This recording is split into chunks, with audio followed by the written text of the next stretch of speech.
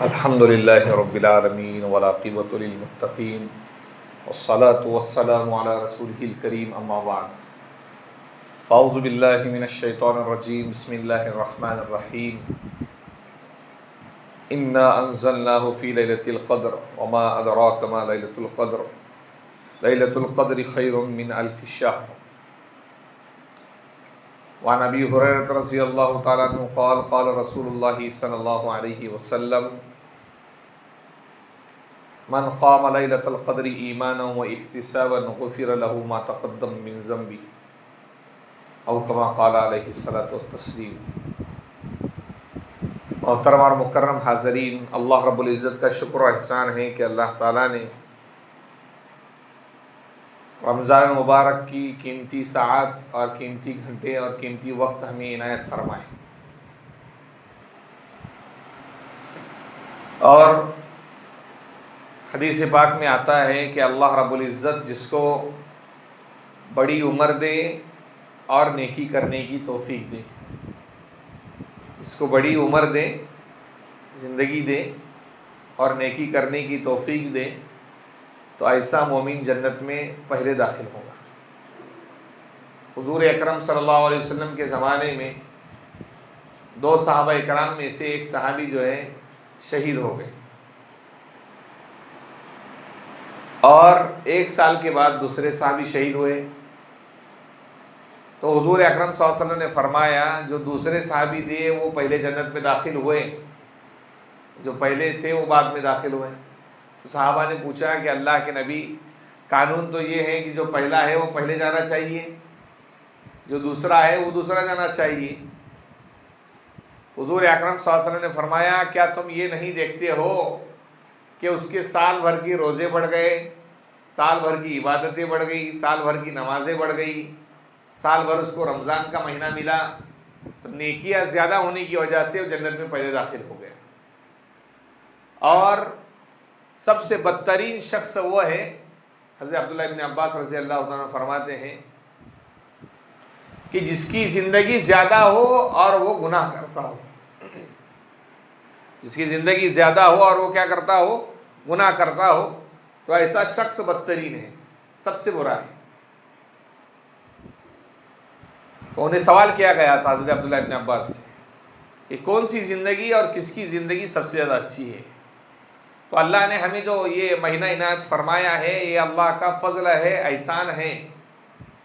और उसी के अंदर ये जो अशरा चल रहा है, जिसको रमज़ान मुबारक का आखिरी अशरा कहते हैं, व आखिरुहु इत्क़ुम मिनन नार, हदीस में आता है कि रमज़ान का आखिरी अशरा जहन्नम से आज़ादी का है।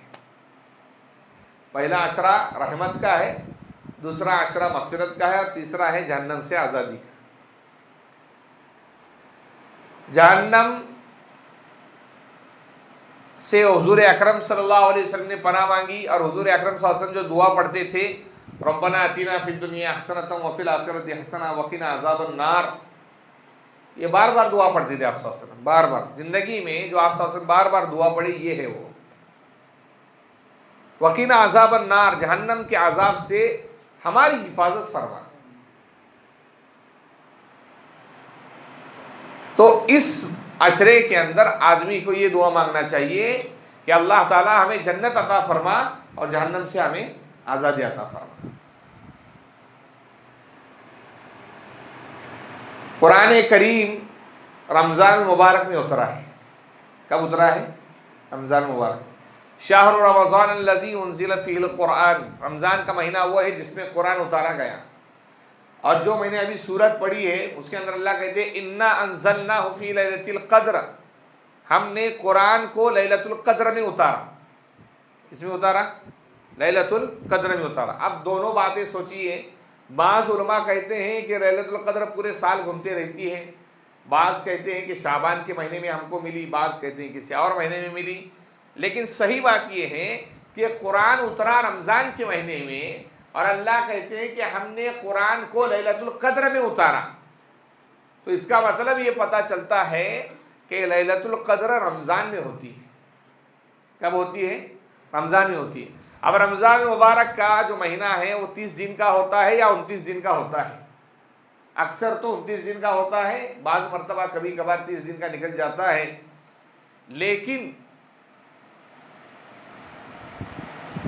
हुजूर अकरम सल्लल्लाहु अलैहि वसल्लम ने जो एतिकाफ फरमाया पहले अशरे में, दूसरे अशरे में, तो लैलतुल क़द्र उसमें आप सल्लल्लाहु अलैहि वसल्लम को नज़र नहीं आई। तो तीसरे आशरे में सहाबा को कहा कि एतिकाफ में बैठो, अब इसकी ताक रातों में लैलतुल क़द्र को तलाश करो। अब ताक रात क्या होती है सोचिए। ताक रात उसको कहते हैं जिसके दो हिस्से नहीं होते, उस आदत को ताक बोलते हैं। जैसे एक का आदत है उसके दो हिस्से नहीं होते, दो है तो दो में से आधा आधा करेंगे तो एक एक आता है, चार के आधा आधा करेंगे तो दो दो आते हैं, लेकिन तीन का आधा आधा करेंगे तो पूरा हिस्सा नहीं बनता, आधा हिस्सा बनता है और आधा हिस्सा मुकम्मल नहीं होता है। तो इसको बोलते हैं ताक आदत। 1, 3, 7, 5, 21, 23, 25, 27 और 29 ये जो रातें हैं इसमें लैलतुल क़द्र को तलाश करो। जैसे गुज़िश्ता कल जो रमज़ान मुबारक की रात, रमज़ान जुमा की रात थी और 23वीं शाबान 23 की रात थी, ताक रात। तो अल्लामा इब्नुल क़य्यिम रहमतुल्लाह अलैह ने फरमाया है कि ऐसी रात में लैलतुल क़द्र के होने का ज़्यादा यकीन हो सकता है कि लैलतुल क़द्र हो। तो इन रातों में जागने का एहतिमाम करना चाहिए, जागकर इबादत करने का एहतिमाम करना चाहिए।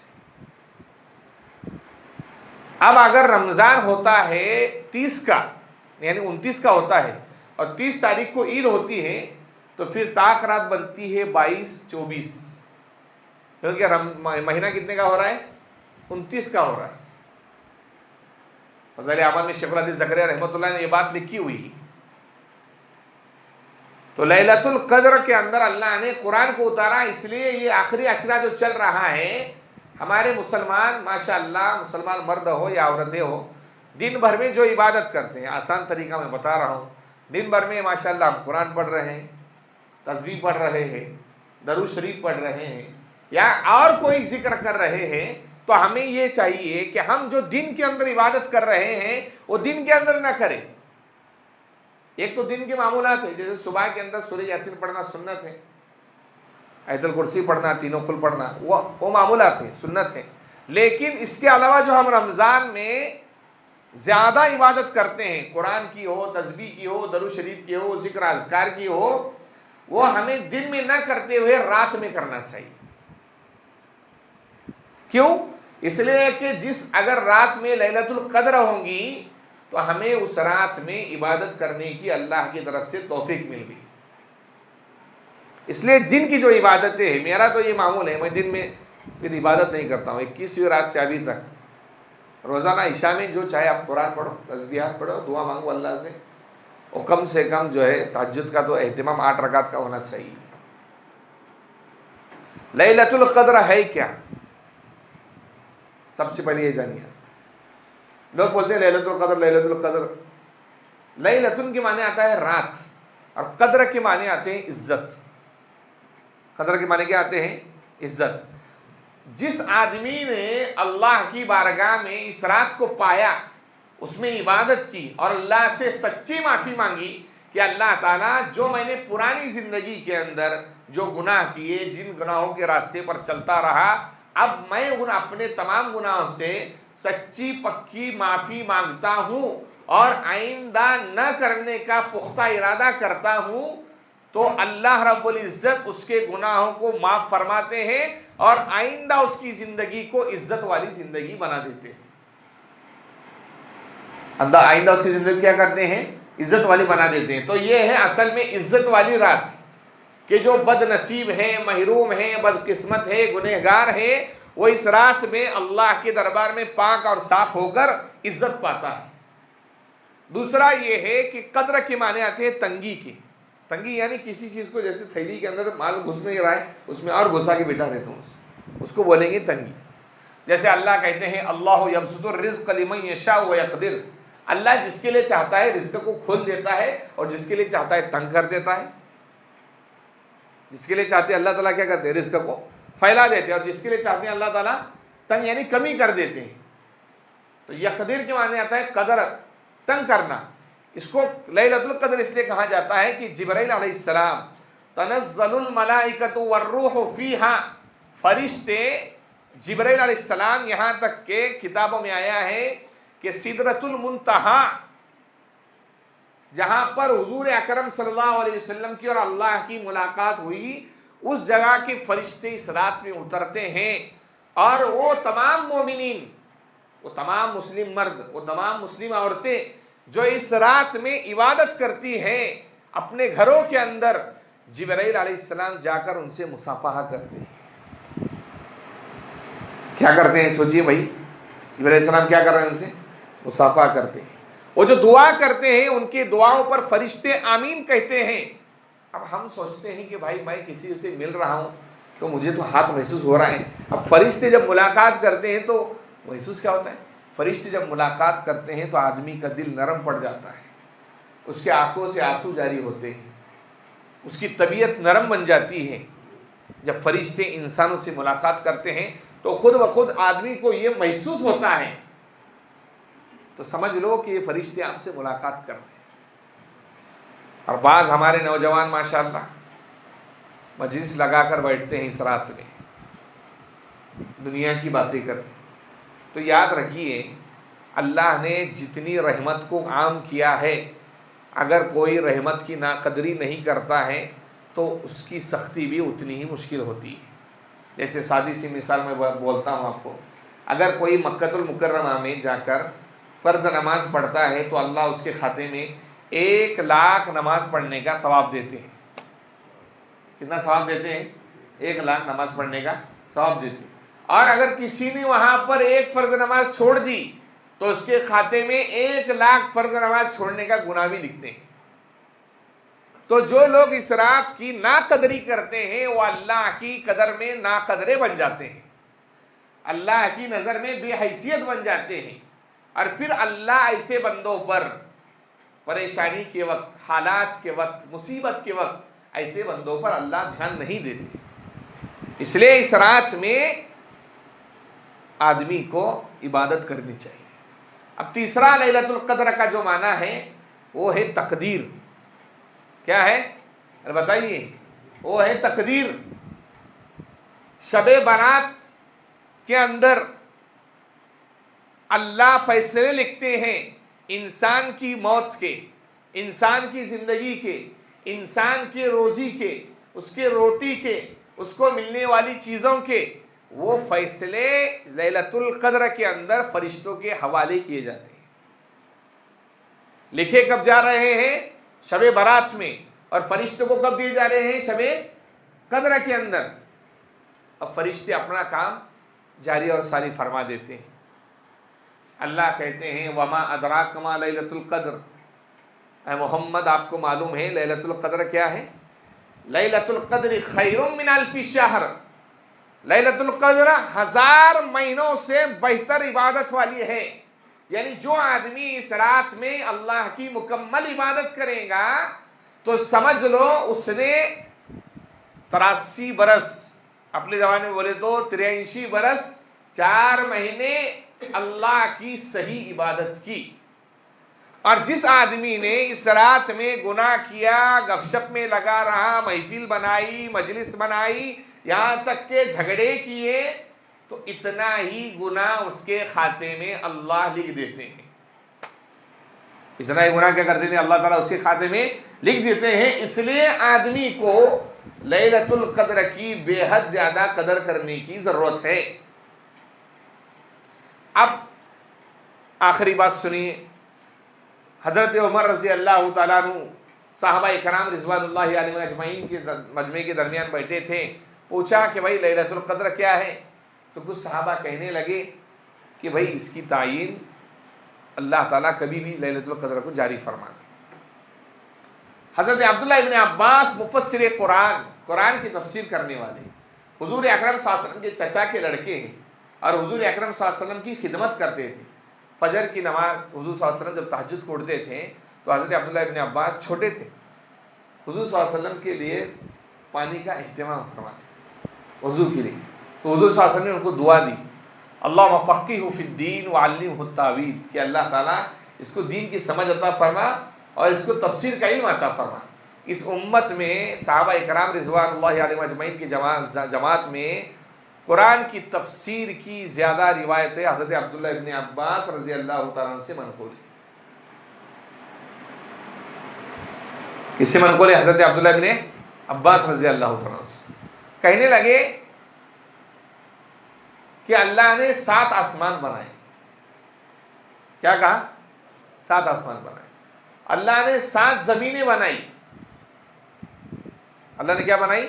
7 ज़मीनें। और इंसान की पैदाइश 7 मरहलों में मुकम्मल होती है। और अल्लाह ने इंसान की ग़िज़ाएं 7 बनाई।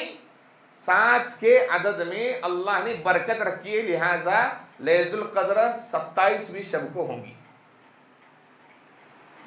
तो हज़रत उमर फारूक रज़ियल्लाहु अन्हु कहने लगे, देखो इस नौजवान लड़के ने वो काम कर बताया जो तुमसे नहीं हो सका।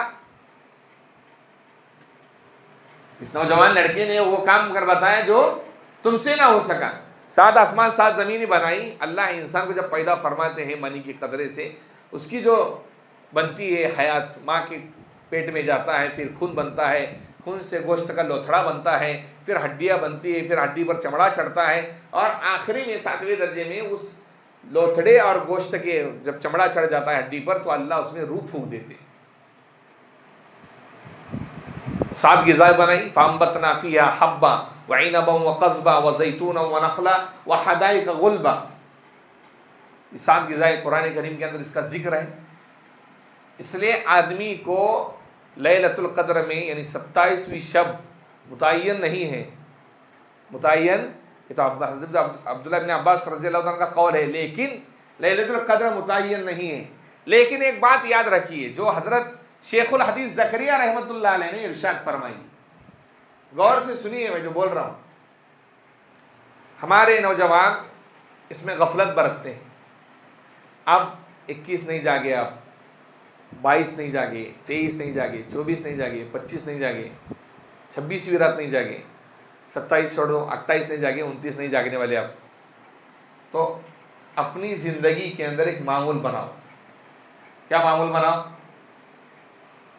अपनी ज़िंदगी की हर रमज़ान की 27वीं रात को मुकम्मल अपनी रात अल्लाह के हवाले करेंगे।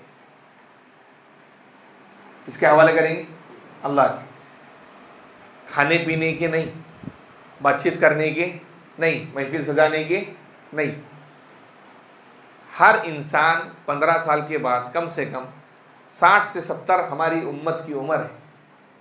उम्मत की उम्र क्या है? उम्मत मोहम्मदिया की 60 सी, अगर बोलो 60 से 70 है। 15 साल के बाद बालिग हो जाते हैं। उम्र हमारी 60 से 70। रमज़ानुल मुबारक जो हमें हर साल मिलता है, जैसे 2026 में मिल रहा है, ऐसे 27 में भी मिलेगा, 28 में भी मिलेगा, 29 में भी मिलेगा, आखिर तक मिलेगा। लेकिन एक अपनी ज़िंदगी का मामूल बना लो कि हर रमज़ान की 27वीं रात को जागकर मुकम्मल यकसुई के साथ, तन्हाई के साथ अल्लाह की मुकम्मल इबादत करेंगे। ज़िंदगी के अंदर आपके जितनी 27 रात गुजरेंगी, चाहे 20 गुजरी, 25 गुजरी, 30 गुजरी, 40 गुजरी, 40 साल आपको मिले, 50 मिले, 60 मिले, 70 मिले, इन सालों के अंदर एक ना एक तो 27 रात को शब कद्र ज़रूर मिलेंगे। अब मैं क्या बोल रहा हूँ समझ में आ रहा है क्या? सब ऊपर से जा रहा। जिंदगी के अंदर एक न एक दिन, एक रात, रमज़ान की 27 रात ऐसी आएंगी जो शब कद्र होंगी, और उस दिन इबादत करेंगे तो अल्लाह आपको उसका सवाब आपके नामा अमाल में लिख देंगे।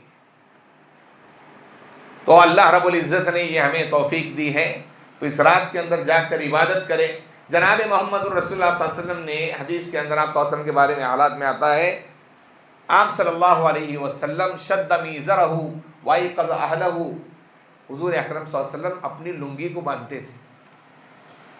लुंगी को क्या करते थे आप सल्लल्लाहु अलैहि वसल्लम? लुंगी को बांधने से मतलब ये है कि अपनी औरतों के पास नहीं जाते थे। मुकम्मल वो रमज़ान मुबारक का महीना अल्लाह की इबादत में सर्फ करते थे। और मैंने शुरू रमज़ान में कहा था, जिसका रमज़ान अच्छा गुजरा उसका साल अच्छा गुजरेगा। और हम तजुर्बा करके बोलते हैं आपको कि आप देखिए, जिस आदमी ने रमज़ान मुबारक में इबादतों का अहतमाम किया है और रमज़ान के बाद भी, लेकिन शर्त ये है 5 वक्त की नमाज, क्या बोलिए, 5 वक्त की नमाज, ये शर्त है, याद रखिए आप। ईमान लाने के बाद, इस्लाम लाने के बाद, मुसलमान होने के बाद अगर सबसे बड़ी इबादत है तो कौन सी है वो? नमाज है। क्या है? अरे आदमी हज को जाता, हज से जब आता है तो हदीस में आता है रजा का यौमिन वलदतहु उम्मुहु, लौटा ऐसे है जैसे माँ के पेट से आज पैदा हुआ है। तो माँ के पेट से बच्चा पैदा होता तो उस पर कोई गुनाह होता नहीं। लेकिन जो आदमी हज और उम्रा करके आता है और फिर दोबारा नमाज चुकाता है, तो जो लोग हज और उम्रा को नहीं गए उनको जितना गुनाह मिलता है उससे डबल इसको गुनाह मिलता है, इसलिए कि इसने अल्लाह का घर देखकर आया फिर भी गुनाह कर रहा है। हाँ, समझ रहे हो मैं क्या बोल रहा हूं? तो रमजान के अंदर जो इबादत करे मुकम्मल, रोजे रखा उसने, तरावी पढ़ी उसने, तस्बीहात पढ़ी और फिर रमजान के बाद नमाज का मामूल बना लिया, तो अपनी जिंदगी में आप तजुर्बा करके देखिए, आपको सुकून महसूस होगा। क्या महसूस होगा?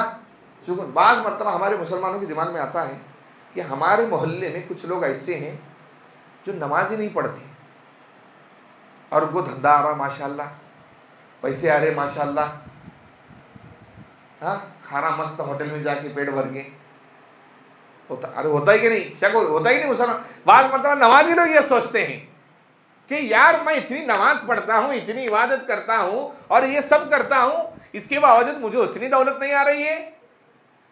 तो सबसे पहले दिमाग में ये बात रखिए, दौलत का आना ये अल्लाह की रहमत नहीं है, वरना अल्लाह फिरौन को, कारून को, हामान को दौलत न देते अगर दौलत रहमत वाली चीज होती तो। बल्कि दौलत अपने साथ मुसीबतें और बीमारियां लेकर आती है।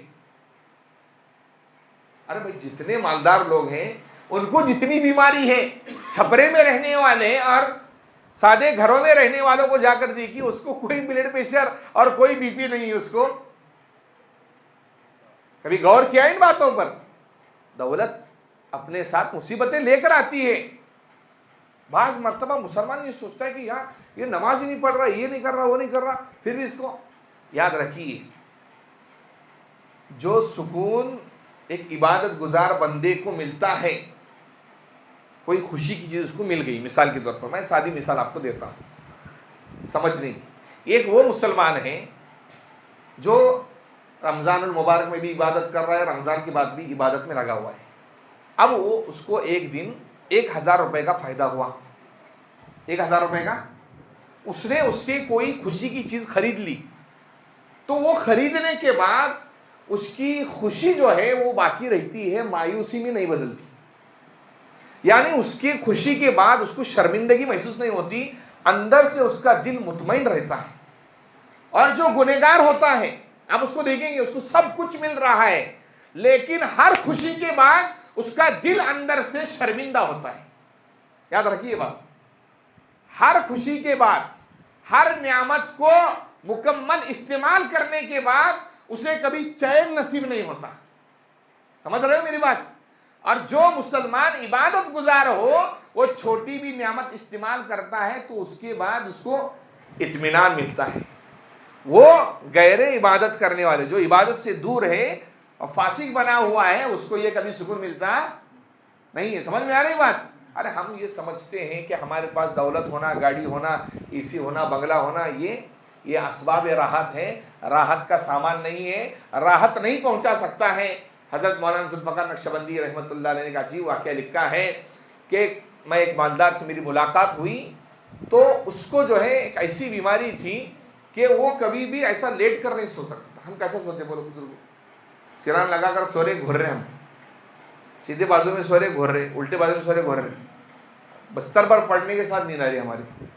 हजरत ने कहा जब भी वो सोता है पेट में से खाना उसके बाहर आ जाता है। ऐसी बीमारी। कुछ लोगों को तो सोने के लिए नींद की गोलियां खाने पड़ती, अरे नहीं खाना पड़ती। अरे बोलिए, इसको सुकून कहेंगे आप? मैं एक सादी सी आपको मिसाल देता हूँ। हज़रत अल्लामा थानवी रहमतुल्लाह अलैह ने ये अपनी किताब में जिक्र किया है। कभी जो है ना, जो इबादत गुजार बंदा है, गरीब है, उसके पास जाकर बैठो। हाँ सही में बोल रहा हूँ, बैठो, बैठ कर देखो। वो बैठेगा, 2-4 मिनट आपसे बात करेगा, बोलेगा माशाल्लाह सब फर्स्ट क्लास है। और एक मालदार आदमी ना, जिसके पास गाड़ी है, बंगला है, कोठी है, ये है वो है, उसके पास जाकर बैठो, वो इतने दुखड़े सुनाएगा तुमको कि बोलेंगे यार इससे तो कम मेरे दुखड़े है, मैं अच्छा है, ये सब मेरे पास है ही नहीं। अरे नहीं बोलेगा? एक आदमी दिल्ली के अंदर, दहली के वाक़या है, एक आदमी दुआ करता था कि अल्लाह ताला मुझे खिज़र अलैहिस्सलाम से मुलाकात करा दे। अरे भाई खिज़र मालूम है ना कौन है? नहीं मालूम। अल्लाह ने एक नबी बनाए हैं, लेकिन वो तशरीह नबी नहीं है। अब तशरीह और तकमीनी मैं आपको अभी नहीं समझा सकता हूँ, वक्त नहीं है। बस 5 मिनट में वाक़या सुनाकर बयान ख़त्म कर देंगे हम। वो दुआ करता था कि उनकी मुस्तजाब दावत थे, वो अल्लाह ने उन्हें क़यामत तक ज़िंदा रखा है। हाजी लोग जो रास्ता बोलते हैं ना उम्रा के अंदर या रात के अंदर, मुसाफिर कहीं गाड़ी चलाते वक्त कोई आ रहा है रात में जाते हैं आप अकेले, कोई नहीं, और अचानक आकर आपको बोलता है कि भाई ये इधर से रास्ता है, या गाड़ी बंद पड़ गई, दुरुस्त करके आपके चला गए, तो समझ लो कि वो खिज़र है। हाँ, हरमैन शरीफैन में बाज़ हाजियों और उम्रा करने वालों के साथ अक्सर वाक़या पेश आता है। तो खिज़र अलैहिस्सलाम दुआ करता था कि अल्लाह खिज़र अलैहिस्सलाम से मुलाकात करा। तो सोचने लगा, अब खिज़र अलैहिस्सलाम से मुलाकात हुई तो कहा क्या चाहिए तुझे? तो दुआ मांगता हूँ अल्लाह से। तो कहने लगा कि आप क्या कहेंगे? हाँ, तेरे को पूरे गाँव में जो आदमी सबसे ज़्यादा मालदार दिखता है, वैसे अगर मालदारी चाहिए तो ये कर ले। तो उसने कहा चलो फिर आइंदा हफ्ते आना तुम। एक हफ्ते में पूरा गांव ढूंढा उसने, उसको एक सुनार नज़र आया। सुनार समझते ना? हाँ, जमादार लोग माशाल्लाह जानते इसको बहुत अच्छे से। सुनार नज़र आया, गया उसके पास, दौलत और बच्चे ये वो सब रेल पेल में सब माशाल्लाह।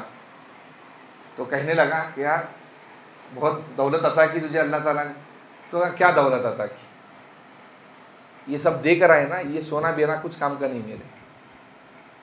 मैं एक मरतबा बीमार पड़ा हुआ था, मरने के करीब था, नहीं मेरी बीवी बीमार पड़ी हुई थी, मरने के करीब थी। तो बीवी ने कहा मुझसे मोहब्बत करते हो? तो कहा हाँ। तो कहा नज़बंदी करा लो ताकि मेरे के बाद किसी से शादी ना करो। अब मैंने करा ली नज़बंदी, और उसके बाद वो सीधा हो गई। अरे बोली कभी करना नहीं भाई, हाँ बड़ा मसला है। अब उसके बाद अल्लाह ने मेरे अंदर बच्चा पैदा करने की ताकत नहीं रखी, और ये जितने बच्चे नज़र आ रहे हैं ये मेरी औरत गलत रास्ते पर लग गई, और ये सब दूसरों के बच्चे हैं जिनको मैं अपना बच्चा कहता हूँ। समझ रहे हो? तो कभी जो है ना, 2 व्हीलर वाला 4 व्हीलर को न देखे, 4 व्हीलर वाला हेलीकॉप्टर को न देखे, हेलीकॉप्टर वाला जहाज वाले को, 4 व्हीलर वाला 2 व्हीलर वाले को देखे, 2 व्हीलर वाला साइकिल वाले को देखे, साइकिल वाला चलने वाले को देखे, चलने वाला लंगड़े को देखे, तो बोलेगा कि अल्लाह का शुक्र है पैर है मेरे पास। और ये अल्लाह को शुक्र बहुत ज़्यादा पसंद है। फिर खिज़र अलैहिस्सलाम से मुलाकात हुई, कहा कि ऐसा तो कोई मिला, और जो मालदार था उसकी हालत सुन के मुझे उस पर रहम आ गया। तो खिज़र अलैहिस्सलाम से पूछा कि आप ही बताओ क्या दुआ है?